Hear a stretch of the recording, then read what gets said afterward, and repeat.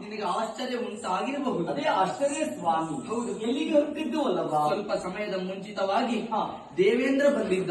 10 ಮೊರೆಯನ್ನಿ ಇರುತ್ತಾ ಏನಂತೆ? ಅವನ ನಾಲ್ಕಲೋಕಕ್ಕೆ ತಾರಕಾಸುರ ಎನ್ನುವಾತನ ದಾಳಿಯಾಗಿದಂತೆ. ಅಲ್ಲಿ ಆ ತ್ರಿವಿಷ್ಟಪ ಬಂದು ಅವನೇ ಏರಿದ್ದಾನಂತೆ. ಹಾಗಿರುವಾಗ ಅವನನ್ನು ಅಲ್ಲಿಂದ ಕೊಲ್ಲಬೇಕು ಎನ್ನುವುದಾಗಿ ಹೇಳಿದ್ದಾನೆ.